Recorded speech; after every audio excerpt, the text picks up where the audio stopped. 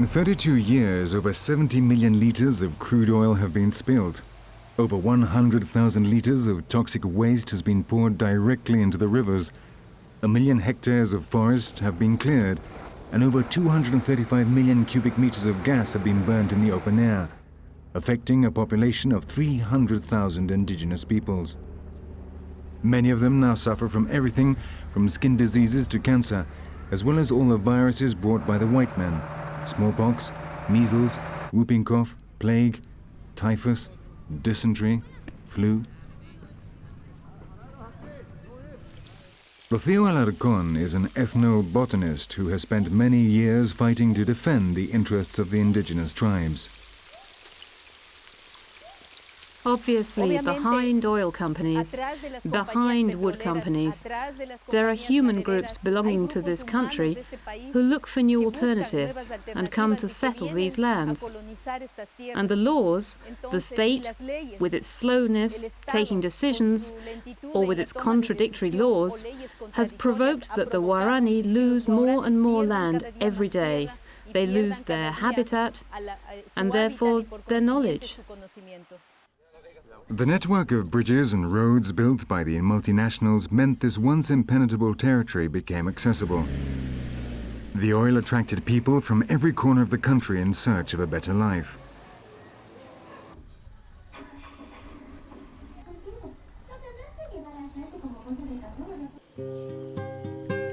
Davo is Nyame and Vara's oldest son, but they have had no news of him for many years. He and his wife decided to leave the forest, attracted by money and the oil companies. He has still not been able to adapt to this new way of life, and he feels lost between two worlds. His only escape is alcohol.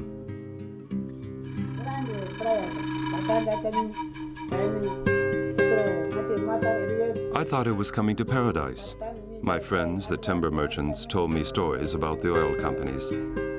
They convinced me to come here to work, saying I would earn a lot of money. But I didn't, and now I regret leaving the jungle.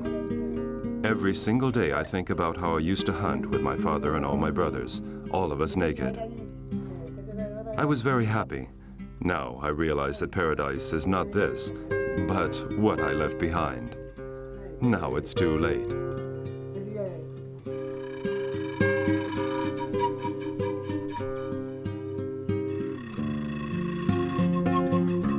Davo is not the only Guarani who left the jungle. Many, like him, decided to start a new life and seek their fortunes, but few have been able to adapt. Their culture has lost its identity and pride to such an extent that they've now become beggars in the midst of the wealth of their own territory. They beg for charity while their houses are built on enormous reserves of oil.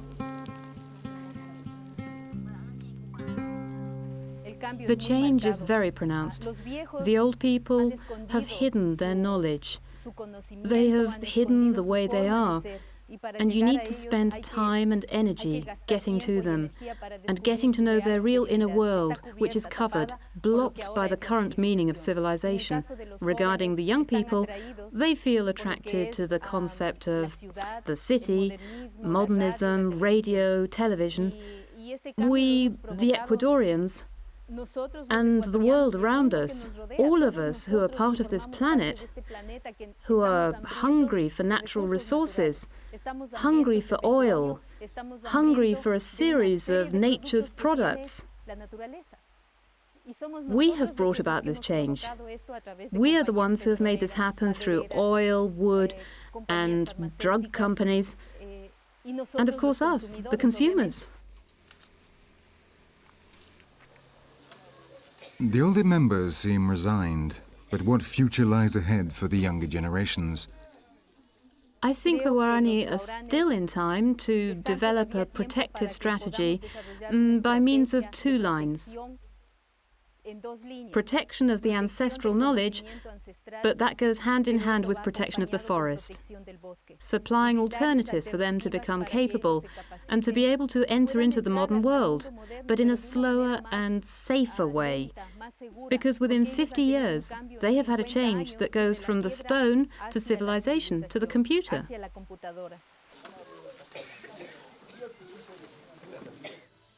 Many young Indian women have no alternative but to work in the many brothels on the outskirts of Coca, the town closest to the Guarani territory.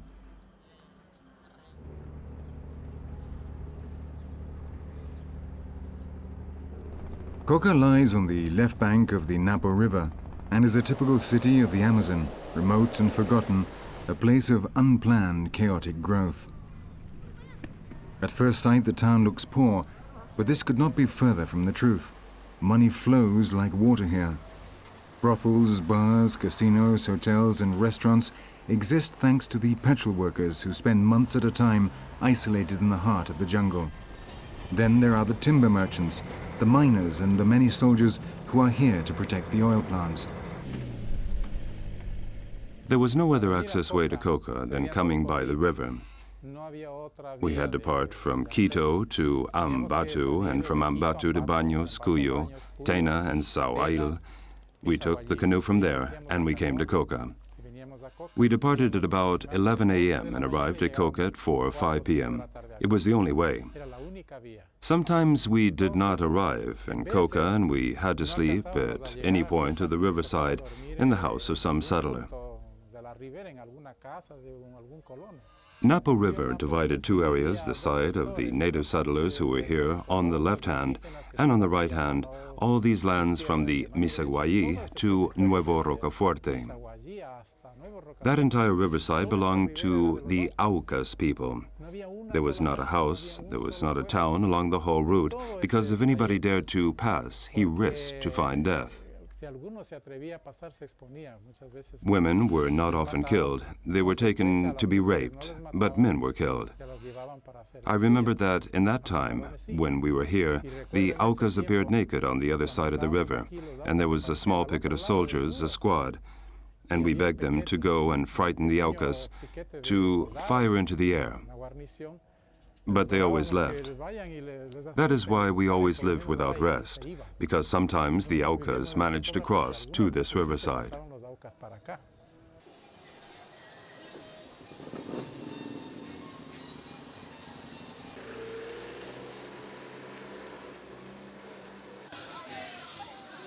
Coca is also the distribution center for the raw materials the drug dealers need to make cocaine, and the off-duty meeting place of the FARC, the Colombian guerrillas whose headquarters is just across the border.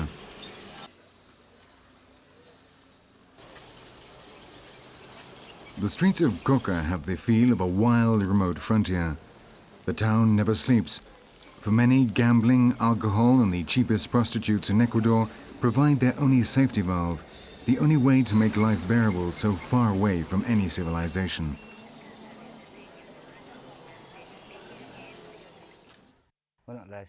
Coca has several founders.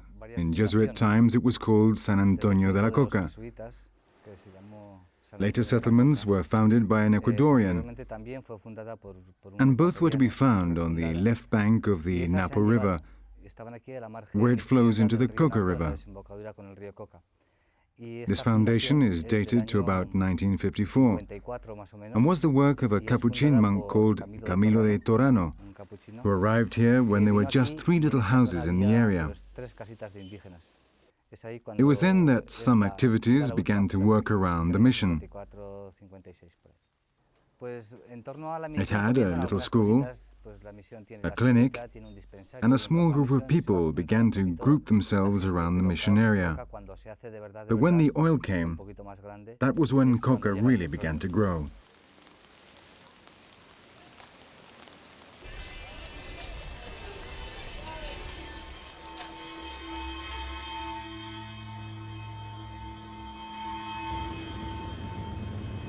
But even before the arrival of the oil companies, the Guarani had already come into contact with the white man. At the start of the 50s, the ILV, a North American evangelical mission, began to fly over the jungle trying to find and establish contacts with the indigenous tribes in an ambitious evangelization project. They showed their intentions were friendly by throwing gifts from the air.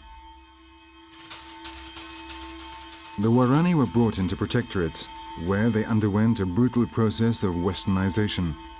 This was the start of cultural genocide, but also the birth of a myth which continues to this day.